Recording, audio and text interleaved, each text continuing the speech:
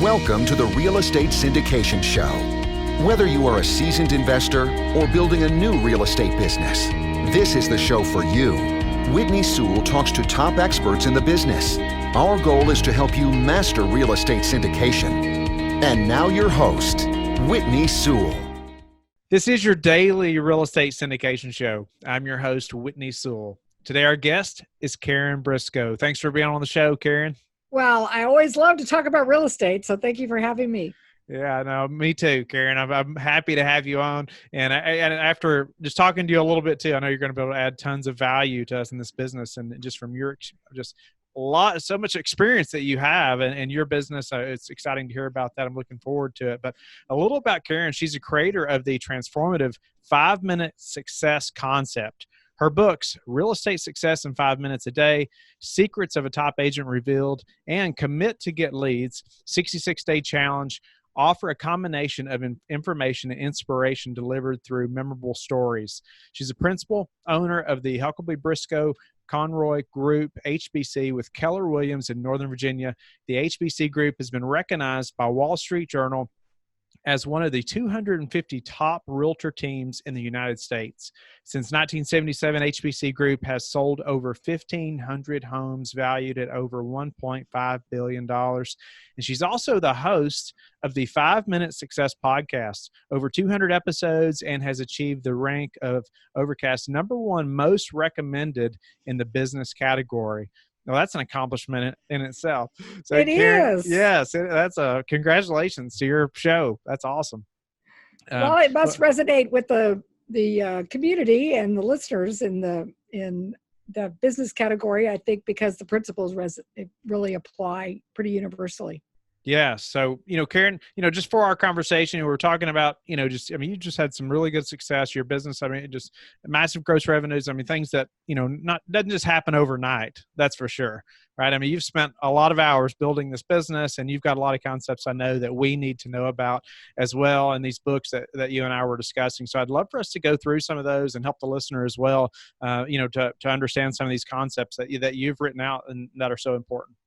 Absolutely. And that's how it came about, actually, because what happens when people achieve a high level of success, everybody wants to know, how do you do it? That's and right. So I'd been doing coaching and speaking and training, and these principles just kept resonating. And I found that I had a voice, that the stories were sticky, memorable, because they were information and inspiration. I know you've been to a lot of training, you've gotten a lot of information, you go, wow, that's really very boring. I'm not going to remember this when I leave. And then you've gone to inspirational, and you've been very highly motivated, and you come back and nothing changes because you're like, okay, that was great, but I don't see how to apply it. So the idea of bringing the two together is where the impact happens, because that's where people change behavior, or they actually remember a concept and can apply it. That's where it actually can and make the most transformation and impact. So the basic principles of the 5-minute success are core to how I succeeded and built a business. And that's where I have now had lots of conversations on podcasts, and then my own podcast, and then, of course, through the books. Nice. So you're saying, the important part is not just having the teaching per se, but it's having the teaching with that inspirational story. And that's how you've, managed to have more success in speaking and relating to others and getting through to them with these concepts. Well, the thing is if you don't remember it when you need it, then it's not very helpful, right? And so story has been used, for throughout history and mythology and teaching. And so this is not a new concept. What I feel like is new is a new way is that it's brought in a business setting. And second of all, that it's what I call a new delivery method, because this was the other thing I found, was that so many people said, yes, all of that's great and good, I just don't have time. And that's where the idea of the 5 minutes came in. I was like, well, do you have 5 minutes a day? Google's done a research study that that's the average person's attention span now. So it's really turned out to be way more impactful than I even knew when I came up with the idea. A lot of literature and motivation has been in the format of what I call a daily reader. So the idea is to dispense the information a little bit every day, because you're more likely to remember it if you're not overwhelmed with a tsunami of information. If you think of most books, I call them linear, right? They're chapter 1, chapter 2, chapter 3. You're like, I don't have time to read the whole thing. So many people don't do anything. And so how can you make the most impact in the least amount of time? And that's where this 5-minute success is really, I think, resonates with people, because they're like, well, of course I can do 5 minutes a day. Because they're more likely to remember it, they're not taking in too much information. Then when the application comes up, then they are more likely to recall it and then put it into practice. It doesn't seem as overwhelming then either, I think. That just, when you're that overwhelmed, a lot of times we just don't even get started. Yes, and that's been proven for habit formation. Really, any habit formation is starting small and building up. Really, the starting is what most people don't ever do. So breaking it down into this bite size, that's the other reason why the 66-day challenge has had a lot of research has been done on habit formation. I'm sure you've read many of the studies. The one that's most common, what they found is that the first 21 days or 3 weeks or so, people are very evangelistic about their new habits. So I always use the example of somebody who buys a Peloton or starts a Whole30 or a new food, diet or whatever. And so they're really excited in the beginning, and they're telling the whole world, and they're ready to change their life and everybody else's. And that's where a lot of people stop. They get excited, but then they don't follow through, because the next 21 days or 3 weeks or so is at a real evaluation phase. People kind of go through a dip, if you will, as Seth Godin calls it, the dip. And he says that those that power through on the things that give the long-term benefits, then what happens is the next 3 weeks or 21 days so kick in, and then people start to experience the benefits. So you really have to stick with a habit long enough for it to become a habit. And if you think in terms of habits that you have that are healthy and good for you, like brushing your teeth, that kind of thing, you don't stop, right? So the 66 days is to get it jump started, get it launched, and then because you're experiencing the benefits of it, then you want to do more. Okay. So, help us to get into these concepts and think through some of these concepts so we can master that 5-minute success, or get some better habits going and understand, what you've laid out here. And what I found is that this applies pretty universally to just about any sales, entrepreneurship, business endeavors. So the first one is commit to get leads. So until you have a lead or a deal to work on or someone to work with, you really have nothing to do. So there needs to be a commitment. And I'm sure you've seen that in the syndication world. You're shaking your head. Yes. Until you have that really effectively, that's your job. And truth be told, it's your job all the time. I mean, it doesn't stop. And that's where a lot of people, they get on a hamster wheel because they get a deal and they wake up and realize that they stopped doing those functions to bring in new business. And then the next component is consult to sell. So you have the lead, you have the project, you have the next deal you're going to do. There is a process to take it through, right? Until it actually becomes a transaction, and that you have to take, some people call that conversion. As I look at it more as a consultative process, but the idea is there's processes and steps to go through to do that. And then back to that hamster wheel. Wow. So many people live on that, where they're only as good as their next deal. Yeah. They're just literally wake up every day and, paycheck to paycheck or deal to deal.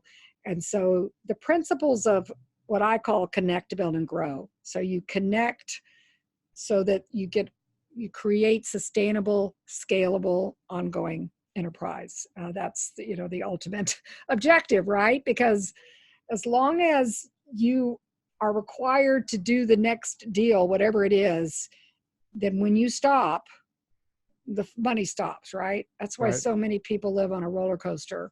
They work really, really, really hard. They get a deal, and then they focused all their attention and energy on that, and they get to the top. It's very exciting, and then whoosh, they're back down again because now they didn't put into place these principles. So leverage, scale, and then all of that is surrounded by what I call success thinking, activities, and vision.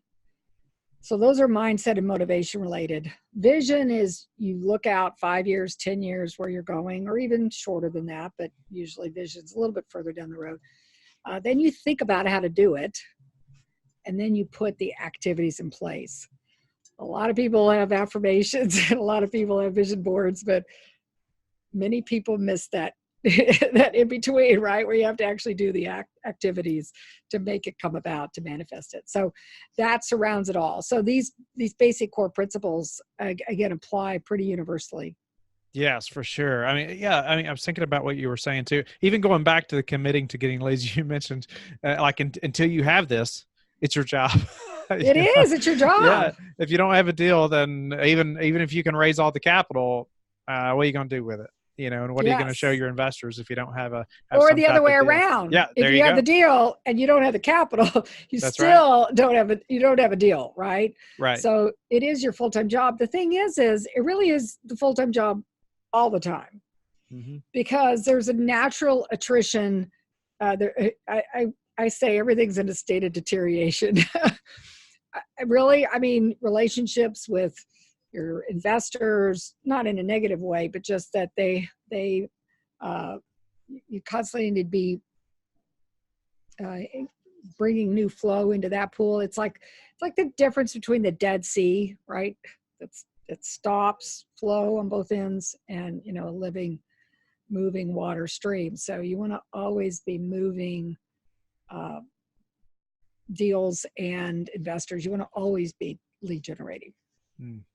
Yeah. And then, the success thinking activities, I'd love for you to elaborate on that, or maybe give me an example. I know you said like vision, and then you're going to think about how to put those things in place. And then actually, putting activities in place. It's hard to a lot of us can dream up things and have this big vision, right? And even maybe think of a few things to how to get there, where you always hear people say, reverse engineer it, but then actually putting some teeth to it, or actually taking steps forward is difficult sometimes, right? Or you don't see people actually take that step. But go ahead. Yeah, maybe a who.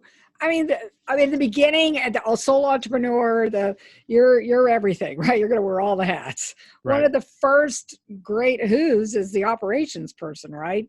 And so logistics and implementation is that role. So it may not be you that does it, but it still needs to happen, right? Because that's the people that have pipe dreams, have visions, and they can think positive thoughts all day long. But if nothing actions don't happen in between, then no deals are going to get done. Yeah. So do you have an example of maybe something that early on that helped you to kind of get the ball rolling, or to get the, putting action and getting action in place, or to get to where you're at now? Because I can just see, a lot of people are like, where do I even start, for some people, but then sometimes we may know a path we want to take, but it's hard to take that step out there. So I would say the first thing I would do is generate a lot of business, because people who have choices are always in demand, right? Rainmakers will always be in demand. Okay. So what many people do is they do like a little bit like the roller coaster, but they also, they put a governor on their lead generation activities. Like, oh, if I get too busy, I won't have time to deal with it. So that's when you really go beyond, and when you have enough business or enough opportunity or enough deals, that then you have the choices to then build the business. Until then, you can put things in place, and structure is good, and systems are good, checklists are good, all of that's great, and people in place. But until you actually have an overflow of business, you're probably going to be operating out of a situation of lack rather than abundance. So abundance is way easier to operate out of. So then once you have more business than you can manage, then you start finding ways to leverage it, right? You leverage it through people, you leverage it through systems, you leverage it through other, strategies. So then start putting that leverage into place. And leverage can be money, and it can be time. It can be resources. So building that leverage in, I think that if you set the vision for it and then you think about how to do it, then what I found, I remember when I was a new real estate agent, and after I had sold a house a month, which I thought was a lot of houses, it was actually enough to be Rookie of the Year. My broker said to me, so now you should sell a house a week. And I thought to myself, well, that's like 4 dives the number of houses. Who does that? And then I thought, well, who does that? So I started looking around. I'm like, oh, she does that. Right. So I didn't need to reinvent any wheels. I just needed to see what somebody else had done. So the first, once you have Apple business, you will be desirable, and then find those people that have done it, and then model that. That's going to be your fastest way. I think that's pretty valuable right there. We're not trying to reinvent the wheel, but you looked for somebody who's already doing what you wanted to do that was way ahead of you. So did you, how did you then, find out, that person's ability or their strengths or their, sequence of events of things for you to start implementing yourself? So I became partners with, she was the number 10 agent in the nation, and I learned a lot really fast. I mean, let's talk about, feet on the street. It was during the market run up. And so then in 2008, she actually passed away, and the financial markets crashed, the real estate markets crashed. The good news is I had lived through the savings and loan crisis and a lot of the recession in the 80s and 90s. So I felt it. And I knew pretty much intuitively what to do. At the same time, it was still different. So it was an opportunity to rebuild, and using some of the systems and things that I had learned from her, but also recognize that it was a different market. So, you have to go to the market of the moment, and then brought in a business partner. I think that there's, the Napoleon Hill Think and Grow Rich principles really apply in terms of masterminding, and it can be masterminding, in a small level, and it can be masterminding like, getting with other investors and having investor clubs and that kind of thing on a larger level. But there are those that have gone before, and to learn from them. It still may be reinvented. We're not doing it the way we were doing it, that's for sure. I like to say it's like Wayne Gretzky's quote, you go where the puck is going, that's where he's skating. I'm like, the market is constantly changing and moving. And so what worked before may not work now, but we have a lot of principles that we can learn from and use that to advise us for where we're going to go in the next cycle. So what's something that's like key in your business right now that's helping you grow or get to that next level currently? Well, it's clearly relationships. We actually recently did a pretty major in-depth tracking of where the businesses come from. And I intuitively knew it, but boy, I tell you, it was really powerful when we put it on a board and put in paper. And it really is at least 80% relationships. I mean, that's, Wow. The Pareto principle. I can go back and track where the origin of the lead in the business. And so then, focus on, what you want to expand. And we created the avatar client. I actually learned this from Jeff Hoffman. He was the founder of Priceline. And so he literally had his team create an avatar and even made a cutout and said every time anybody had an idea, they had to go sell it to Jade. And so really it's something to think about. I mean, who is your avatar investor? What is your ideal deal? Because back to what you focus on expands, we have found that when we're operating in our, well, as we say in real estate, in our highest and best used, right? When we're operating at our highest and best used, then, everything else becomes either easy or unnecessary. So we're really retooling some of our efforts to make sure we're focusing on our avatar talking to Jane. Mm. I like that. It really helps you to focus, doesn't it? I mean, it helps you to narrow that down and be really good at this, for this one client. What's your niche? Yeah. I mean, yeah. the riches are in the niches. I mean, really, they truly are, because they prize our skills and our knowledge and our service. And so then we can operate at our, peak performance level as well. Nice. All right, Karen. So, a few more questions before we have to go. I'd love to know a way that you all have recently improved your business that we could apply to ours as well. I would say that was one of the key things that we've done recently. And, we have 17 years of data. So it Wow. was very powerful to take that time to delve into it. And that is going to influence how we move forward. And I would say, I think that people that really achieve a high level of success, they recognize where their strengths lie and they focus on that. There's some people that say, oh, but you should spend time, minimizing your weaknesses or whatever. I'm like, yeah, the weaknesses start to go away when you are focusing on your strengths and focusing on your strength areas. I know everybody's out there going, yeah, but what about diversifying everything? And I'm sure there's some value in that in commercial investing, but at the same time, you're more likely to achieve at a higher level if you're operating out of your strength zone. So what's one thing, if you had to pick one thing that's contributed to your success, like one of the most important things, just over this much success, this long in the industry? Yes, it actually came up recently. I think I'm just very pleasantly persistent, and in terms of just about everything. So I pretty much, if I've decided or committed to do something, so in the beginning it was very much lead generation, and yet I could say 17 years later, I still lead generate to the same degree.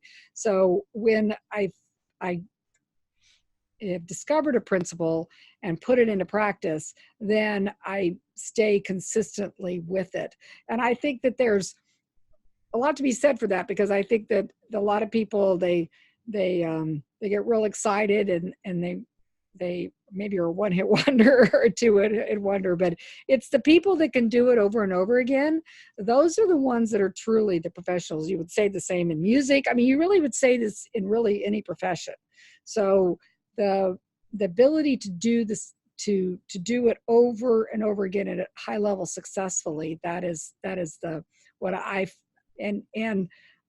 found also how to transfer it into other areas. So this is fascinating. You're kind of in a similar, because you're doing podcasting now. So I first did it in real estate, then I did it in being an author of books, and now I do it in podcasting. So the amazing thing is when you really learn these skills, these strategies, these techniques, you can apply them again. It's over and over, right? I think you've probably found the same thing. Yes, for sure. It's like what the old Frank Sinatra song, New York, New York. If I can make it there, I could make it anywhere. So you like, okay, prove you can make it there. This is actually a principle of real estate development. If an area is successful, then what are those characteristics, and go find another one that's like that, right? I mean, it's one of the first things you do. And so they have a lot of research, but just fundamentally, that's what it is, right? So that you can do that in your business and life too. Oh, that's powerful and pleasantly persistent. You ought to be pleasantly doing it, right? I mean, pleasantly persistent. I like that. And you got to be persistent. I've heard that time and time and time again. It's those that are just persistent. You keep pushing, whether it's, the highs or lows, you keep going, right? And those are the ones that are going to make it. So, tell us before we go, how do you like to give back? So contribution, I think that is where when you reach a certain level in success, and contribution is something that really becomes important. And I find that opportunities like this, to be on podcasts, is a contribution. My podcast show, The 5 Minute Success, is a contribution.